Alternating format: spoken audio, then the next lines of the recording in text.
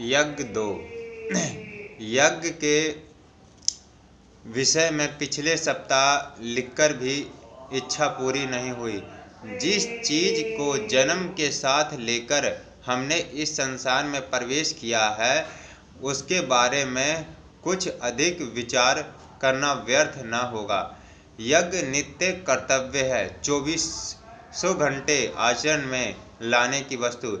इस विचार से और यज्ञ का अर्थ सेवा समझकर परोपकार संता विभूषित वचन कहा गया है।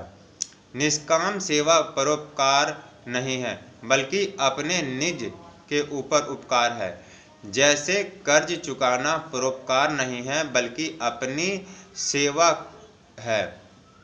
अपने ऊपर उपकार है, अपने ऊपर से भार उतारना है, अपने धर्म को बचाना है।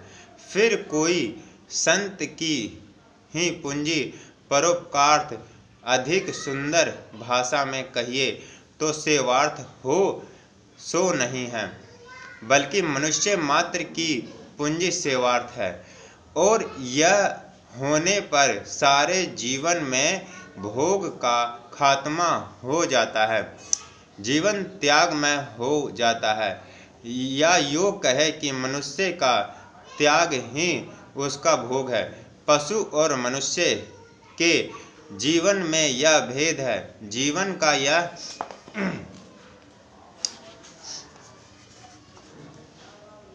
अर्थ जीवन को शुष्क बना देता है।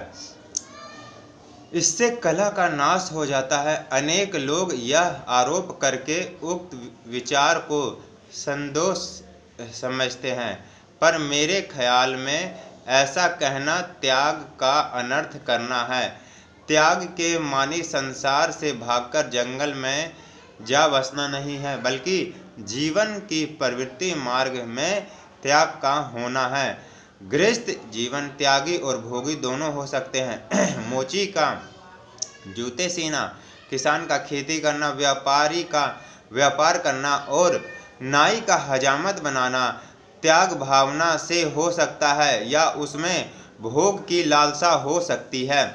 जो यज्ञार्थ व्यापार करता है, वह करोड़ों के व्यापार में भी लोक सेवा का ही ख्याल रखेगा, किसी को धोखा नहीं देगा, अकरणीय साहस नहीं करेगा, करोड़ों की संपत्ति रखते हुए भी सादगी से रहेगा, करोड़ों कमाते हुए भी किसी की हानि नहीं करेगा।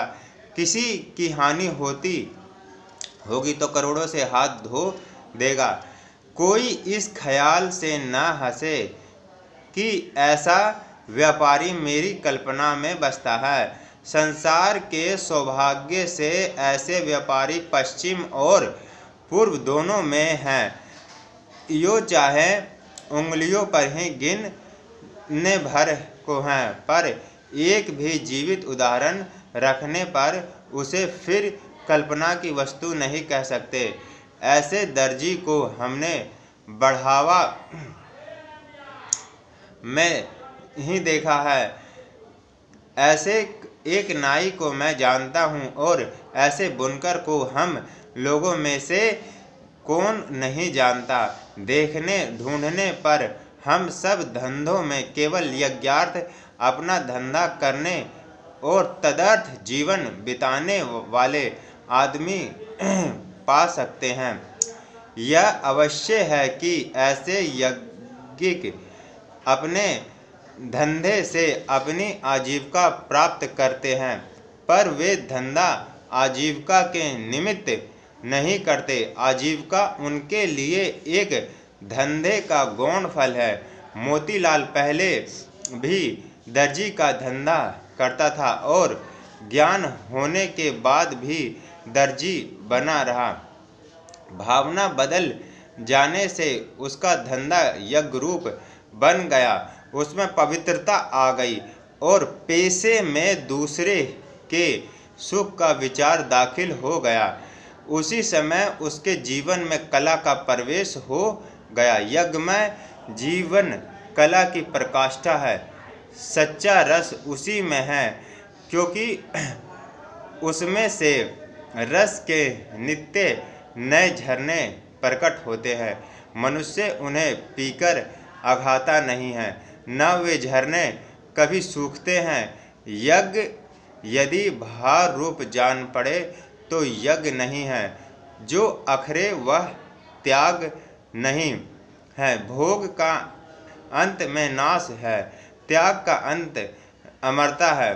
रस स्वतंत्र वस्तु नहीं है, रस तो हमारी वृत्ति में मौजूद है।